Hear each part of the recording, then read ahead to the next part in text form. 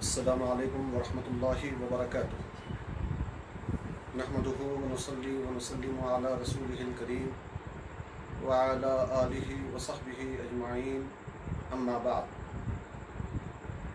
برادران ملت اسلامیہ، گزشتہ کل ہم تقریباً سوا پارے کی تفسیر کا خلاصہ سماعت کر چکے ہیں۔ اب اگلے سوا پارے کے لیے ہم آپ کے سامنے حاضر ہیں۔ آپ یہ ذہن میں رکھ کے چلیں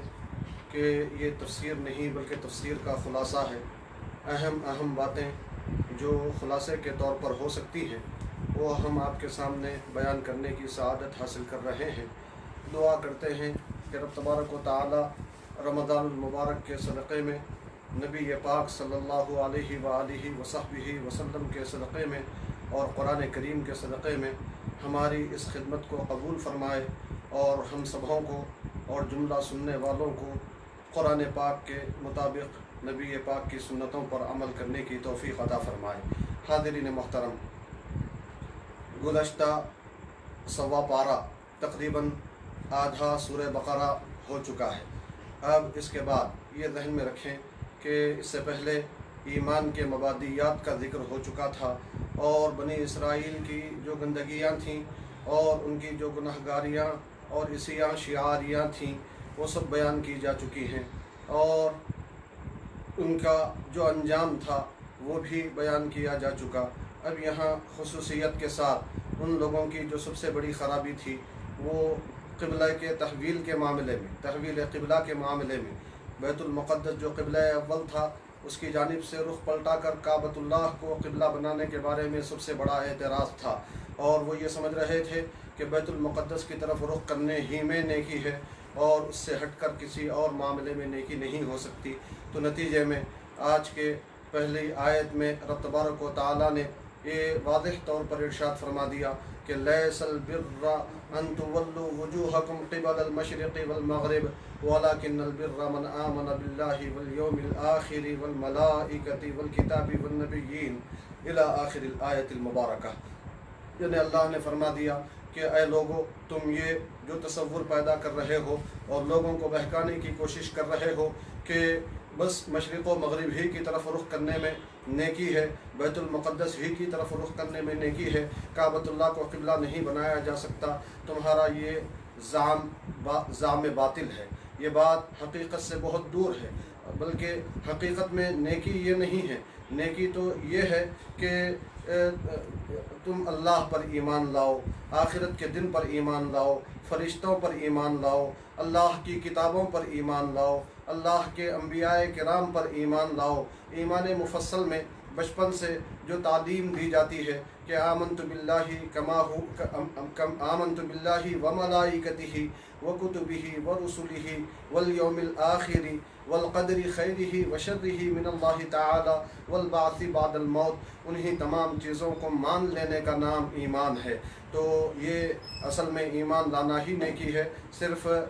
قبلے کے معاملے میں بحث کرتے رہنا یہ نیکی نہیں ہے۔ یہ ارشاد فرمانے کے بعد رب تبارک و تعالیٰ نے اب حقوق اللہ اور حقوق العباد کی طرف متوجہ کرنا چاہا، لیکن ذہن میں رہے کہ پہلے رب تبارک و تعالیٰ نے حقوق العباد کا ذکر فرمایا ہے۔ نتیجے میں فرمایا وَآتَ الْمَالَ عَلَى حُبِّهِ ذَوِي الْقُرْبَى وَالْيَتَامَى وَالْمَسَاكِينَ وَابْنَ السَّبِيلِ وَالسَّائِلِينَ وَفِي الرِّقَابِ، اور جو آدمی اپنے مال کو مال کی محبت کے باوجود رشتہ داروں میں عطا کرتا ہے اور رشتہ داروں کے ساتھ یتیموں کا خیال کرتا ہے، مسکینوں اور محتاجوں کا خیال کرتا ہے، مسافروں کا خیال کرتا ہے، مانگنے والوں کا خیال کرتا ہے، وہ حقیقت میں نیک ہے، حقیقت میں نیک ہے۔ برادران محترم، آپ جانتے ہیں کہ موجودہ حالات میں جس لاک ڈاؤن کی کیفیت سے ہم گزر رہے ہیں، بہت سارے لوگ آج مجبور اور پریشان ہو چکے ہیں۔ رب تبارک و تعالی یہاں اس آیت مبارکہ میں اپنی عبادتوں کا حکم دینے سے پہلے یہ مال کو خرچ کرنے اور اہل حقوق تک ان کے حقوق پہنچانے کا حکم دے کر یہ بتلا رہا ہے کہ حقیقت میں یہی میری پسندیدگی کا ذریعہ ہے اور یہی طریقہ اختیار کر کے تم میرا قرب حاصل کر سکتے ہو، کیونکہ حدیث پاک میں ہے کہ الخلق عیال اللہ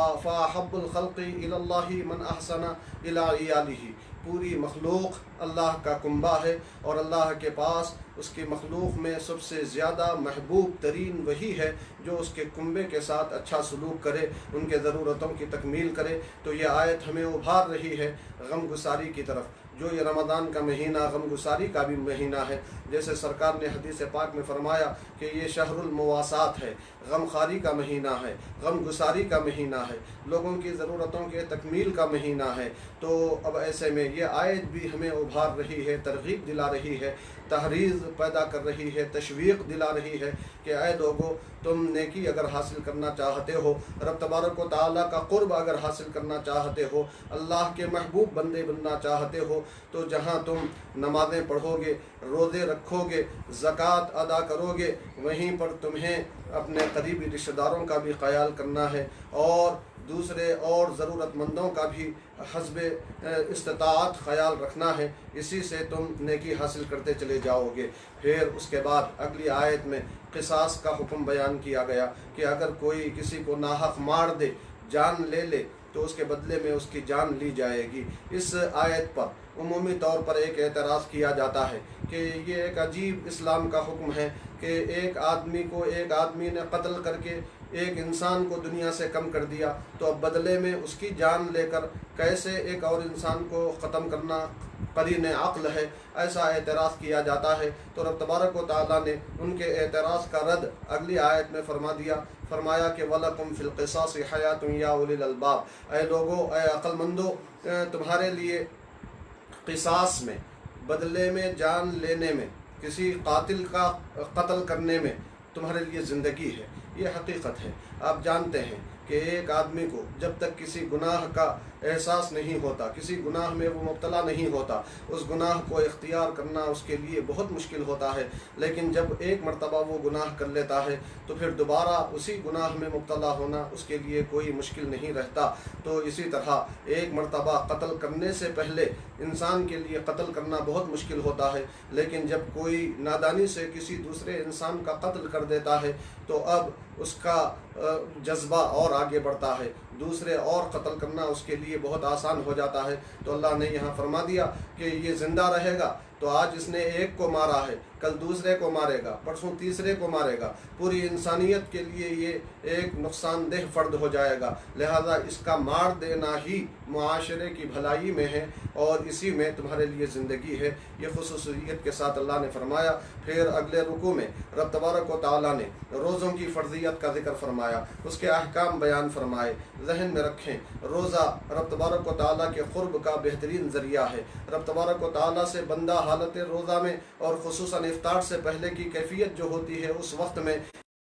करीब हो जाता है और उसके और रब तबारक व तआला के दरमियान कोई पर्दा हायल नहीं रहता। वो जो दुआ करता है वो दुआ उसकी कबूल होती है। तो हमें चाहिए कि इफ्तार से पहले जो खुसूसी दुआएं करते हैं उसमें खुसूसियत के साथ मौजूदा वक्त में करोना वायरस जैसी वबा से बचने के लिए दुआ करें, इसके ख़ात्मे के लिए दुआ करें और इस मुसीबत को दूर करके हमें राहत पहुंचाने के लिए और पूरे आलम को राहत पहुंचाने के लिए दुआ करें। इस रुकू में रोज़े के अहकाम बयान करते हुए रब तबारक व तआला ने इसमें रियायत और रुख़सत भी बयान फरमा दी कि रोज़े तो फ़र्ज़ हैं, मगर वो लोग जो बीमार हैं या हालत सफ़र में हैं, बीमारी और हालत सफ़र की वजह से वो रोज़ा नहीं रख सकते, तो उनके लिए फ़िदिया देने की भी गुंजाइश रखी गई है कि वो रोज़े के बदले में फ़िदिया दे। एक मिस्कीन का खाना 2 वक्त का एक रोज़े के फ़िदिये के तौर पर उनको देना होगा और अगर फिर भी रोज़ा रखने की कोशिश करें और ताकत रखें तो ये उनके लिए बेहतर है। फिर उसके बाद रब तबारक व तआला ने रमज़ान के महीने की अज़मत और उसकी फ़जीलत बयान करते हुए फरमाया कि रमज़ान का महीना वो महीना है जिसमें क़ुरआन नाजिल किया गया है। वो क़ुरआन जो लोगों के लिए हिदायत का सबब है और हक़ व बातिल में तमीज़ करने वाला है, फ़र्क करने वाला है। फिर उसके बाद रोज़े के और मसाइल बयान किए गए और खुसूसियत के साथ ये बतलाया गया कि रोज़े के दिन में तो पाबंदियाँ हैं, शरई तौर पर कुछ पाबंदियाँ کھانے پینے وغیرہ سے، مگر شام ہونے کے بعد، افطار کے بعد یہ پابندیاں ختم ہو جاتی ہیں۔ اس کی وضاحت کرنے کی ضرورت اس لیے بھی پیش آئی کہ آغاز اسلام میں افطار کے بعد جب بندہ سو جاتا تھا، وہیں سے اگلے دن کا روزہ شروع ہو جاتا تھا۔ رات میں کھانے پینے کی اجازت نہیں تھی، تو اس اجازت کے بارے میں رب تبارک و تعالیٰ نے خصوصیت کے ساتھ یہاں ارشاد فرمایا۔ پھر اس کے بعد تھوڑا تیزی کے ساتھ ہم آگے بڑھیں۔ رب تبارک و تعالیٰ نے حج کے مسائل بیان فرمائے، اور اس سے پہلے ایک ارشاد فرمایا کہ وَلَا تُلْقُوا بِأَيْدِيكُمْ إِلَى التَّهْلُكَةِ، اے لوگوں تم اپنے آپ کو ہلاکت میں مت ڈالو۔ یہ عمومی فرمان ہے، ویسے شان نزول مخصوص ہو سکتا ہے، مگر الفاظ کے عموم کا اعتبار کیا جائے گا تو یہ ہر حال میں صادقانے والا قول ہے۔ جس کسی ذریعے سے انسان اپنی ہلاکت کا سامان پیدا کر سکتا ہے، اس سے بچنے کا گویا حکم فرما دیا گیا۔ تو اب یہ جو کرونا وائرس ہے، اس وائرس میں بھی انسان کے جان کے ضیاع کا اندیشہ ہے، ضائع ہونے کا اندیشہ ہے۔ انسان اگر خدا نخواستہ اس وائرس میں مبتلا ہو جائے تو آنن فانن بھی وہ موت کی دہلیز پر پہنچ سکتا ہے۔ اس لیے گویا اشارہ دے دیا گیا کہ تم کوئی بھی ایسا طریقہ اختیار مت کرو جس کے ذریعے سے اپنے آپ کو ہلاکت میں ڈال دو۔ تو خصوصاً اب اس مرض سے، اس بیماری سے، اس پریشانی سے بچنے کے لیے ہم کو کیا کرنا ہے؟ اشارے دے دیے گئے، احتیاطی تدابیر بتلا دی گئی ہیں، سماجی فاصلے قائم کرنے، جسمانی دوریاں قائم کرنے کا حکم دے دیا گیا تاکہ یہ وائرس ایک سے دوسرے میں مبتلا نہ ہو اور کسی کی بھی ہلاکت کا یہ سبب نہ بنے۔ اور اس سلسلے میں حدیث مبارک میں وضاحت ہمیں ملتی ہے۔ رسول پاک صلی اللہ علیہ وسلم نے ارشاد فرمایا کہ فر من المجذوم کما تفر من الاسد، کہ تم جذام کے بیماری والے شخص سے ایسے راہ فرار اختیار کرو، ایسے بھاگو جیسے تم شیر سے اپنے آپ کو بچاتے ہوئے بھاگتے ہو۔ تو یہ بیان کرنے کے بعد رب تبارک و تعالیٰ نے پھر حج کے مسائل بیان فرمایا کہ تم حج اور عمرے کو اللہ کے لیے پورا کرو۔ حج اور عمرے کے بارے میں جو احکام ہیں، حج افراد ہو یا حج قران ہو یا حج تمتع ہو، اس کے مسائل قرآن و حدیث میں بھرے پڑے ہیں۔ جو حج یا عمرے کے لیے جاتے ہیں وہ ان مسائل سے اپنے علماء سے استفادہ کر لیتے ہیں۔ یہاں وقت کی قلت کو پیش نظر رکھتے ہوئے ان کی تفصیلات میں جانے کا موقع نہیں ہے۔ ہاں، ضروری طور پر میں یہ عرض کرتا چلوں کہ ہمارے علاقوں سے جو لوگ حج یا عمرے کے لیے جاتے ہیں وہ اپنے گھر ہی سے احرام باندھ کر نہ نکلیں، بلکہ میقات سے وہ احرام باندھیں۔ گھر سے احرام کے کپڑے پہن لے سکتے ہیں۔ احرام کے کپڑے پہن لینے سے احرام کی پابندیاں شروع نہیں ہوتی، بلکہ جب ہم میقات پر گزرنے سے پہلے جب تلبیہ کہہ کے نیت کر لیتے ہیں، نیت کہہ کے تلبیہ کہہ لیتے ہیں، تو وہاں سے پابندیاں شروع ہوتی ہیں۔ تو گھر سے نیت کر کے تلبیہ ہرگز نہ کہیں اور ایئرپورٹ سے بھی نہ کہیں، بلکہ جہاز میں جاتے وقت میقات سے پہلے اعلان کر دیا جاتا ہے تو وہاں سے ہم نیت کر کے تلبیہ کہیں تو وہاں سے پابندیاں لاگو ہوں گی۔ اس کی وضاحت اس لیے بھی ضروری ہے کہ کبھی ہو سکتا ہے کہ احرام باندھ کے تلبیہ کہہ کے نیت باندھ کر گھر سے نکلنے کے بعد راستے میں روک دیے جاؤ، حرم تک نہ پہنچ پاؤ تو بڑا مشکل مسئلہ ہو جاتا ہے۔ جب تک ہم اپنی طرف سے حرم میں قربانی دے کر، دم دے کر فارغ نہیں ہوں گے تب تک ہم احرام نہیں کھول سکتے، پابندیوں میں رہتے ہیں۔ تو اس لیے لازمی طور پر اس بات کا حج کے معاملے میں خیال رکھنا ہے۔ پھر اس کے بعد اسی میں فرمایا گیا کہ لوگ کچھ ایسے ہیں جو صرف ہمیشہ دنیا کے طلبگار ہوتے ہیں، آخرت کی ان کو کوئی فکر نہیں ہوتی۔ جب مانگتے ہیں تو بس دنیا ہی کو مانگتے ہیں، مگر جو اللہ والے ہوتے ہیں، جو ایمان والے ہوتے ہیں، ان کی شان یہ ہوتی ہے کہ وہ جب دعا کرتے ہیں تو کہتے ہیں ربنا آتنا فی الدنیا حسنۃ وفی الآخرۃ حسنۃ وقنا عذاب النار، کہ اے اللہ ہمیں دنیا میں بھی بھلائی عطا فرما، آخرت کی بھی بھلائی عطا فرما اور ہمیں دوزخ کے عذاب سے بچا۔ یعنی دنیا بھی مانگتے ہیں اور آخرت بھی مانگتے ہیں۔ اس آیت مبارکہ میں دنیا کا ذکر پہلے کر کے رب تبارک و تعالیٰ نے گویا اشارہ دے دیا ہے کہ دنیا کا مانگنا معیوب نہیں ہے، مگر دنیا آ جانے کے بعد اس دنیا کو نیکی کے کاموں میں خرچ کرنا یہ بہت پسندیدہ عمل ہے۔ تو دنیا بھی مانگو اور آخرت بھی مانگو اور دوزخ سے نجات کا سوال بھی کرو۔ رسول پاک صلی اللہ علیہ وسلم نے اس دعا کے بارے میں یہ ارشاد فرمایا کہ یہ جامع الدعا ہے۔ کیا مطلب؟ تمام دعائیں اس میں جمع ہیں۔ اگر بندہ کوئی اور ضرورت کا رب تبارک و تعالیٰ سے سوال نہ کرے، کسی اور خاص چیز کی دعا نہ کرے، صرف یہی آیت پڑھ لے تو اس کے تمام سوال اس میں شامل ہو جائیں گے، اور رب تبارک و تعالیٰ اپنے فضل و کرم سے اس کو پوری نعمتیں عطا فرمائے گا۔ پھر اس کے بعد رب تبارک و تعالیٰ نے یہ ارشاد فرمایا کہ وَمِنَ النَّاسِ مَن يَشْرِي نَفْسَهُ ابْتِغَاءَ مَرْضَاتِ اللَّهِ وَاللَّهُ رَءُوفٌ بِالْعِبَادِ، لوگوں میں سے کچھ لوگ ایسے ہیں جو اپنے آپ کو اللہ کی رضامندی کی خاطر بیچ دیتے ہیں، اور اللہ تبارک و تعالیٰ بندوں کے ساتھ شفقت فرمانے والا ہے۔ اس آیت مبارکہ کے شان نزول میں مفسرین کرام لکھتے ہیں کہ حضرت صہیب رومی رضی اللہ تعالیٰ عنہ جب مدینہ منورہ کی طرف ہجرت کرنے کے ارادے سے نکلے تو قریش کی ایک جماعت نے ان کو روک لیا، تو حضرت صہیب رومی رضی اللہ تعالیٰ عنہ جو انتہائی عاشق رسول ہیں، وہ اپنی سواری سے اتر پڑے اور اپنے ترکش سے تمام تیروں کو آپ نے باہر نکالا اور قریش کے لوگوں سے خطاب کر کے فرمایا کہ دیکھو، تم کو معلوم ہے کہ میں تم سب میں سب سے زیادہ بہترین تیر انداز ہوں، اور اللہ کی قسم تم لوگ میرے پاس پہنچ نہیں سکو گے جب تک بھی میرے ترکش میں ایک بھی تیر باقی رہے گا، پھر اگر میرے تیر ختم ہو جائیں تو میں پھر تلوار سے تمہارا صفایا کروں گا، جب تک میرے ہاتھوں میں طاقت رہے گی تب تک تم میرے قریب نہیں آ سکو گے۔ تو اس وقت قریش نے کہا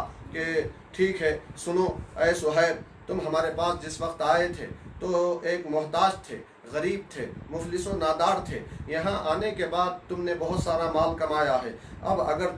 تمہارا مال کہاں رکھا ہوا ہے ہمیں بتا دو تو ہم تمہیں چھوڑ دیں گے۔ تو حضرت صہیب رومی رضی اللہ تعالیٰ عنہ نے آخرت کو دنیا پر ترجیح دیتے ہوئے اللہ اور اللہ کے رسول صلی اللہ علیہ وسلم کی محبت اور رضامندی کو ترجیح دیتے ہوئے مال کی محبت پر آپ نے اپنے پورے مال کی نشاندہی کر دی۔ نتیجے میں قریش نے ان کا راستہ چھوڑ دیا۔ جب یہ بارگاہ رسالت میں مدینہ طیبہ کو ہجرت کر کے پہنچے تو رسول پاک صلی اللہ علیہ وسلم نے بڑی خوشی کا اظہار فرماتے ہوئے فرمایا ربح البیع صہیب، صہیب تمہاری تجارت بہت فائدہ مند ہو گئی، تم نے آخرت کو ترجیح دے کر دنیا پر ایک بہت بہترین تجارت کی ہے۔ اس کا ذکر یہاں کیا گیا، اور تھوڑا تیزی کے ساتھ ہم آگے بڑھیں کہ یہیں پر شراب وغیرہ کی حرمت اور اس کی خرابی کا بھی ذکر کیا گیا، اور درمیان میں رب تبارک و تعالیٰ کی بارگاہ میں خرچ کرتے رہنے اور رشتہ داروں، یتیموں، مسکینوں اور محتاجوں اور مسافروں پر خرچ کرتے رہنے کی بھی ترغیب دلائی، اور خصوصیت کے ساتھ فرمایا کہ جو کوئی نیکی تم کرتے ہو رب تبارک و تعالیٰ اسے جانتا ہے، اس پر تمہیں بہترین بدلہ دینے والا ہے۔ پھر اس کے بعد اور تھوڑا تیزی کے ساتھ ہم آگے بڑھیں تو ذہن میں رہے کہ رب تبارک و تعالیٰ نے انسانی معاشرتی زندگی کے مسائل کی طرف توجہ فرمائی ہے، اور پھر انسانوں کو جو زندگی میں مسائل پیش آ سکتے ہیں ان مسائل میں حلال کاموں میں، جائز کاموں میں سب سے ناپسندیدہ جو کام ہیں اور اس سلسلے میں جو شریعت کے احکام ہیں تفصیل وار رب تبارک و تعالیٰ نے یہاں بیان فرمائے ہیں، وہ ہے ایک شادی شدہ زندگی میں ایک انسان کا دوسرے انسان سے اکتا کر ایک دوسرے سے دوری اختیار کرنے کا طریقہ، وہ طریقہ رب تبارک و تعالیٰ نے قرآن و حدیث کے ہم پورے نچوڑ کو آپ کے سامنے رکھتے چلے، رب تبارک و تعالیٰ نے انسانی فطرت کو پیش نظر رکھتے ہوئے بہت آسانی کے ساتھ بتلایا۔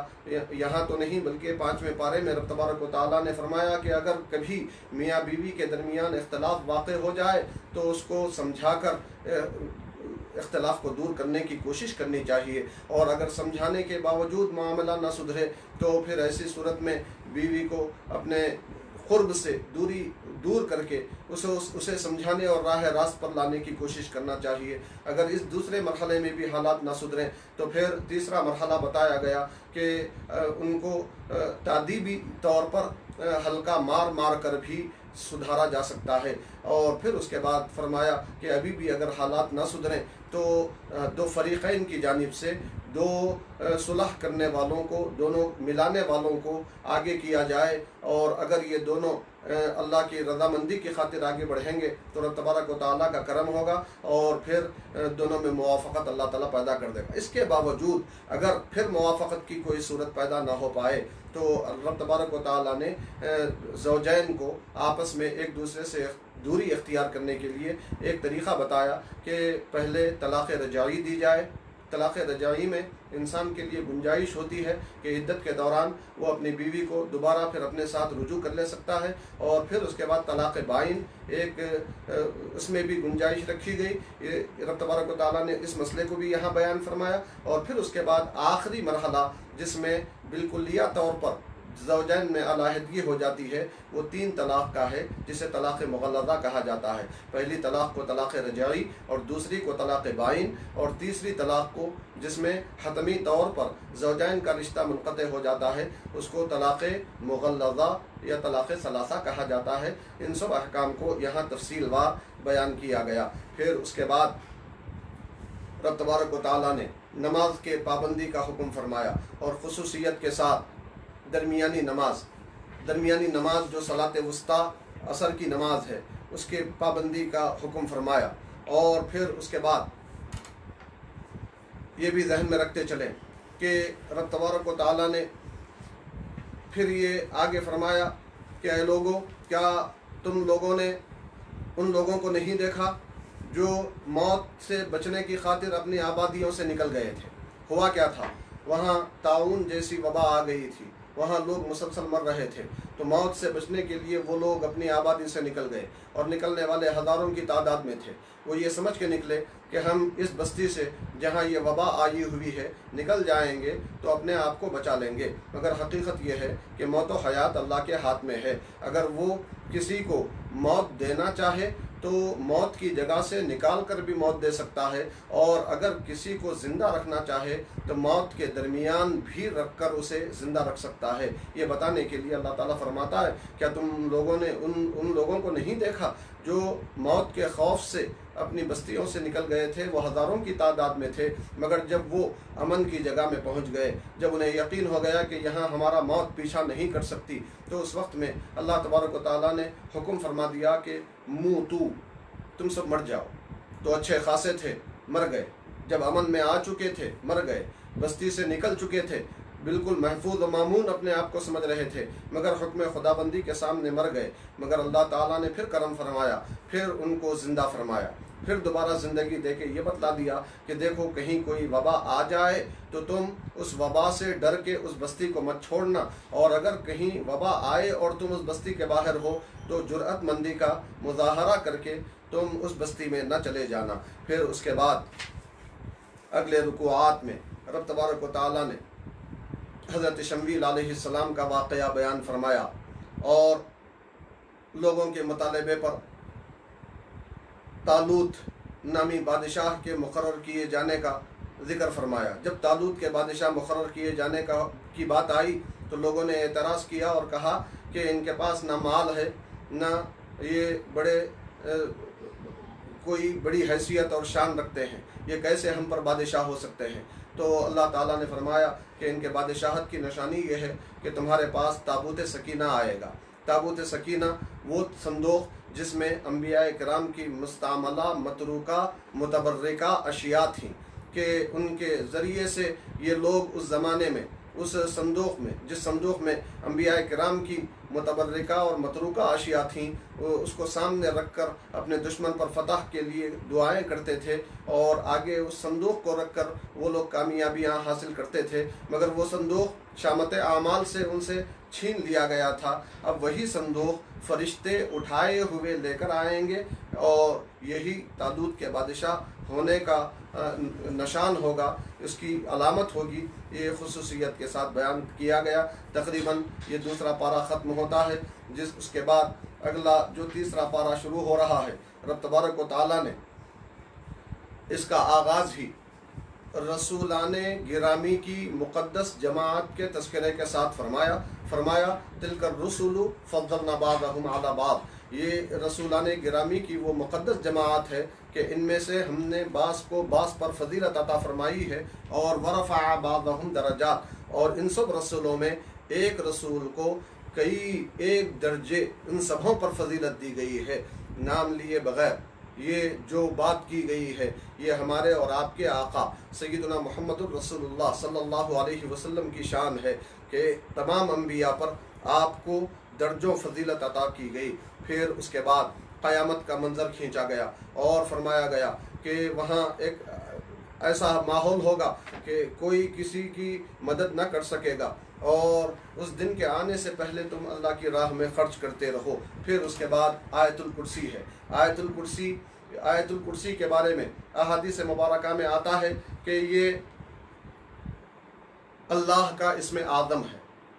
اللہ کے اسم اعظم کے بارے میں حدیث پاک میں آتا ہے کہ اس کی شان یہ ہے کہ جب اس کے وسیلے سے دعا کی جاتی ہے تو وہ دعا رد نہیں ہوتی۔ اللہ تبارک و تعالیٰ نے آیت کریمہ میں اس اسم اعظم کو رکھ دیا تاکہ اس کے ذریعے سے، اس کے وسیلے سے ہم دعائیں کریں اور اپنا مقصد پالیں۔ اس آیت کریمہ میں کیا ہے؟ اس آیت الکرسی میں، چونکہ اس آیت میں رب تبارک و تعالیٰ کی کرسی کا ذکر ہے، اس اعتبار سے اس کو آیت الکرسی کہا جاتا ہے۔ اس کی فضیلت میں مختلف حدیثیں وارد ہیں۔ وہ مشہور حدیث جو حضرت ابو ہریرہ رضی اللہ تعالیٰ عنہ کی ہے، وہ بھی آپ کے علم میں ہوگی کہ مال غنیمت آیا ہوا تھا اور اس کی نگرانی کی ذمہ داری رات کے وقت میں سیدنا ابو ہریرہ رضی اللہ تعالیٰ عنہ کو سرکار نے سونپی تھی۔ حضرت ابو ہریرہ نگرانی کر رہے تھے کہ رات کی تاریکی میں آپ نے محسوس کیا کہ کوئی مال غنیمت میں سے کچھ چرا رہا ہے۔ آپ نے آگے بڑھ کر اس کو پکڑ لیا تو وہ چور رونے لگا، گڑ گڑانے لگا، فاقے کی شکایت کرنے لگا، تو آپ نے ترس کھا کے اسے چھوڑ دیا۔ تو اس کے بعد جب صبح رسول پاک صلی اللہ علیہ وسلم کی بارگاہ میں پہنچے تو سرکار نے نماز فجر کے ساتھ حضرت ابو ہریرہ سے پوچھا، اے ابو ہریرہ تمہارے رات کے چور کا کیا ہوا؟ تو انہوں نے عرض کی، یا رسول اللہ وہ رو رہا تھا، فاقے کی شکایت کر رہا تھا، میں نے رحم کھا کے چھوڑ دیا۔ تو سرکار نے فرمایا کہ وہ جھوٹا ہے، مگر یہ نہیں فرمایا کہ اسے پھر ملو تو پکڑ لینا، ہاں یہ فرمایا کہ وہ آج رات پھر آئے گا۔ حضرت ابو ہریرہ دوسری رات بھی اس کا انتظار کرتے رہے، کیونکہ سرکار سچے ہیں، صادق و مصدوق ہیں، کبھی آپ جھوٹ نہیں ارشاد فرماتے، اور غیب آپ کے سامنے منکشف رہتا ہے۔ نتیجے میں دوسری رات بھی وہ چور آیا، پھر وہ چرانے لگا، آپ نے پھر اسے پکڑ لیا، پھر وہ اور زیادہ رویا تو آپ نے رحم کھا کے اس کو چھوڑ دیا۔ دوسرے دن بھی فجر کے بعد سرکار نے پوچھا اور پھر سرکار نے فرمایا کہ وہ جھوٹا ہے، وہ پھر آج رات آئے گا۔ جب تیسری رات بھی حضرت ابو ہریرہ نے اس چور کو وہاں دیکھا تو اسے پکڑ لیا اور کہا کہ آج تو میں تجھے سرکار کے پاس لے جاؤں گا۔ تو اس چور نے کہا کہ اے ابو ہریرہ تم مجھے چھوڑ دو، میں تمہیں ایک کام کی بات بتاتا ہوں۔ کام کی بات؟ تو اس چور نے کہا ٹھیک ہے، کام کی بات یہ ہے کہ تم روزانہ رات میں سونے سے پہلے آیت الکرسی پڑھ کر سو جاؤ تو صبح تک شیطان کے شر سے محفوظ رہو گے۔ تو اس کام کی بات کے معلوم ہونے کے بعد حضرت ابو ہریرہ نے اس چور کو چھوڑ دیا۔ صبح بارگاہ رسالت میں پہنچے تو سرکار نے پھر پوچھا، اے ابو ہریرہ رات کے چور کا کیا ہوا؟ تو سرکار سے حضرت ابو ہریرہ نے پورا واقعہ بیان کر دیا۔ تو سرکار نے فرمایا کہ جھوٹے نے سچ کہا۔ اے ابو ہریرہ تم کو معلوم ہے وہ کون تھا؟ پوچھا، عرض کیا اللہ اور اللہ کے رسول بہتر جانتے ہیں۔ تو سرکار نے فرمایا کہ اے ابو ہریرہ وہ شیطان تھا، وہ شیطان تھا۔ خیر، اب آیت الکرسی کی عظمت بتانے میں، شیطان کو درمیان میں رکھنے میں کیا حکمت تھی اور اللہ کے رسول بہتر جانے، مگر ہمیں اس حدیث پاک کے صدقے میں ایک نسخہ مل گیا کہ اگر ہم رات بھر شیطان کے شر سے محفوظ رہنا چاہتے ہیں تو آیت الکرسی سونے سے پہلے ضرور پڑھ لیا کریں۔ اسی طرح بزرگان دین کا معمول ہے احادیث مبارکہ کی روشنی میں کہ روزانہ سونے سے پہلے لازمی طور پر اور بلکہ پورے 5 وقتہ نمازوں کے بعد بھی آیت الکرسی کا ایک مرتبہ ورد کر لیتے ہیں اور اس کے فضائل سے مالا مال ہوتے ہیں۔ پھر آگے ہم چلتے ہیں کہ رب تبارک و تعالیٰ نے حضرت ابراہیم اور نمرود کا جو واقعہ پیش آیا تھا اس کا ذکر فرمایا کہ نمرود نے بحث کرتے ہوئے کہا تھا کہ میں خدا ہوں، میں خدا ہوں۔ حضرت ابراہیم علیہ السلام نے اس کو سمجھانے کے لیے کہا، دیکھو میرا خدا وہ ہے جو زندگی اور موت دیتا ہے، اگر تو بھی خدا ہے تو تو بھی زندگی اور موت دے کے بتا۔ تو اس نے حضرت ابراہیم کا جواب اس انداز میں دیا کہ قید خانے سے دو آدمیوں کو بلایا، ایک چھوٹنے والا تھا اور دوسرا سولی پہ چڑھایا جانے والا تھا۔ جو بچنے والا تھا اس کو مار دیا، اور جو چھوٹنے والا تھا اسے جو چھوٹنے والا تھا اس کو مار دیا، اور جو سولی پر چڑھایا جانے والا تھا اس کو چھوڑ دیا، اور بتایا کہ میں بھی زندگی اور موت دیتا ہوں۔ تو حضرت ابراہیم علیہ السلام نے اس وقت میں اس کی عقل پر ماتم کرتے ہوئے فرمایا کہ میرا خدا وہ ہے جو سورج کو مشرق سے نکالتا ہے، اگر تو خدا ہے تو مغرب سے نکال۔ تو وہ مبہوت ہو گیا، لاجواب ہو گیا۔ اس کا ذکر یہاں کیا گیا۔ پھر اس کے بعد اگلی آیتوں میں حضرت عزیر علیہ السلام کا واقعہ، پھر حضرت ابراہیم علیہ السلام کا واقعہ ہے، جس میں رب تبارک و تعالیٰ کے کسی کو بھی دوبارہ زندہ کرنے کی قدرت بتلائی گئی ہے کہ رب تبارک و تعالیٰ جب چاہتا ہے مردوں کو زندہ کر سکتا ہے۔ اس کی تفصیل میں جانے کا وقت نہیں ہے، وقت کا بھی ہم کو خیال رکھنا ہے۔ پھر اس کے بعد اگلے رکوع میں رب تبارک و تعالیٰ نے اس کی راہ میں خرچ کرنے کا حکم دیا، اور فرمایا کہ جو کوئی اللہ کی راہ میں خرچ کرتے ہیں ان کی مثال ایسی ہے، اس ایک دانے کی طرح ہے جو زمین میں بو دیا جاتا ہے تو اس سے 7 بھٹے اگتے ہیں، اور ہر بھٹے میں 100 دانے ہوتے ہیں۔ تو اس طرح ایک دانے نے 700 دانے پیدا کیے۔ اسی طرح اگر کوئی اللہ کی راہ میں 1 روپیہ بھی خرچ کرتا ہے تو اس کو کم سے کم 700 روپے خرچ کرنے کا ثواب دیا جاتا ہے۔ پھر اللہ نے فرمایا کہ اللہ جس کے لیے چاہتا ہے اسی ثواب کو دگنا کر دیتا ہے، یعنی 700 کے بجائے 1400 تک اس کو پہنچا دیا جاتا ہے۔ پھر اس کے بعد یہ بھی فرما دیا کہ دیکھو اگر کوئی تمہارے پاس مانگنے کے لیے آئے تو تم کچھ اسے نہ دو تو بھلے کلمات کہہ دینا، دے دو تو اچھا ہے، دے دو تو ساتھ میں احسان مت جتانا، تکلیف مت پہنچانا کہ ہم نے تمہیں دیا ہے، ہم نے تمہارے ضرورت کی تکمیل کی ہے۔ کوئی تکلیف پہنچانے والا جملہ زبان سے ادا نہ کرنا، بلکہ دے دو تو اللہ کے لیے دے دو، اور نہ دے سکو تو تب بھی کوئی بھلا کلمہ کہہ دو، اچھا کلمہ کہہ دو۔ میں سمجھتا ہوں یہی وہ آیت مبارکہ ہے جس کی روشنی میں عمومی طور پر جب فقیر کو ہمارے گھر پہ آنے کے بعد ہم کچھ دے نہیں پاتے تو بہترین کلمات کہہ کے ٹال دیتے ہیں کہ بعد میں آئیے، یا اللہ معاف کرے ہم ابھی دے نہیں سکتے، یا جو بھی کلمات عمومی طور پر معاشرے میں مستعمل ہیں وہ اسی آیت سے مستفاد ہیں۔ پھر اس کے بعد رب تبارک و تعالیٰ نے دن اور رات ہر اعتبار سے خرچ کرنے والوں کی تعریف کرتے ہوئے سود کو بالکل حرام قرار دیا۔ سود حرام ہے، حرام ہے، حرام ہے۔ سود لینے والا، دینے والا اور اس کا معاملہ لکھنے والا اور سود کے لین دین میں مدد کرنے والا ہر کوئی گناہگار ہے، حرام کاری میں مبتلا ہوتا ہے۔ اور خصوصیت کے ساتھ یہاں بتایا گیا کہ سود کے حرام ہونے کا علم ہو جانے کے باوجود اگر کوئی سودی معاملہ کرتا ہے تو وہ اللہ اور اللہ کے رسول سے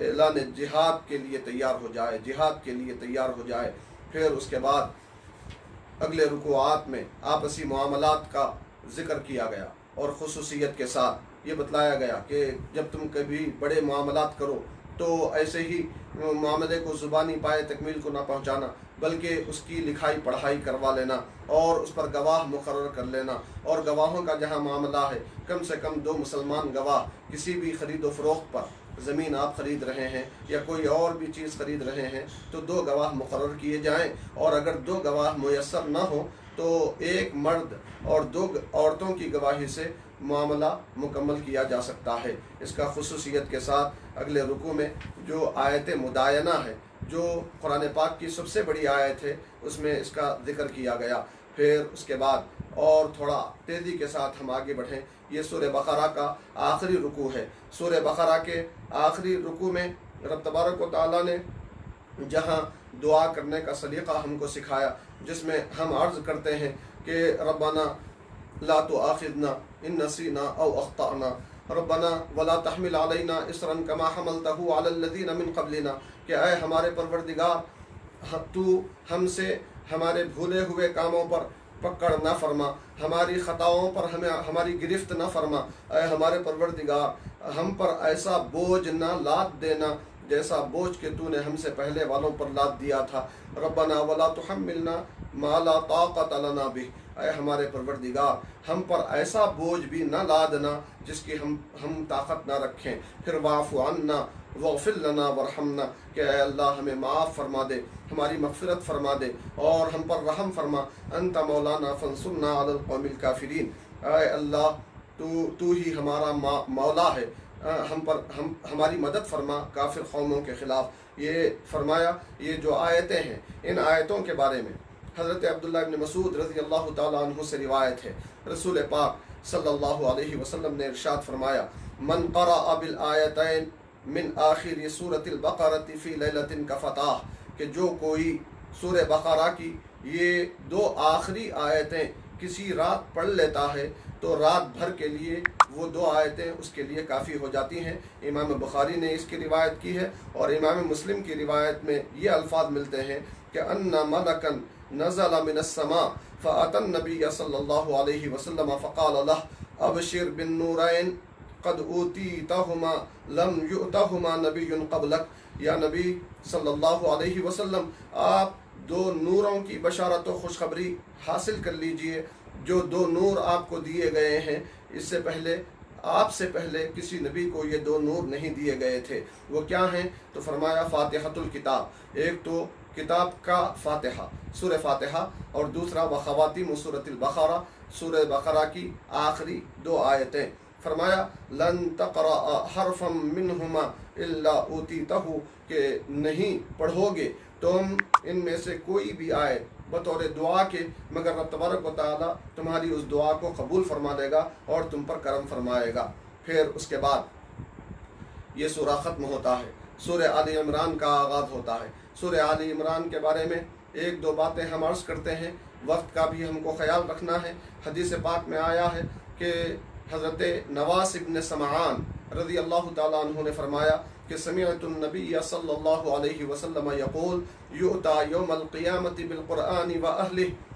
الذین کانوا یعملون بہ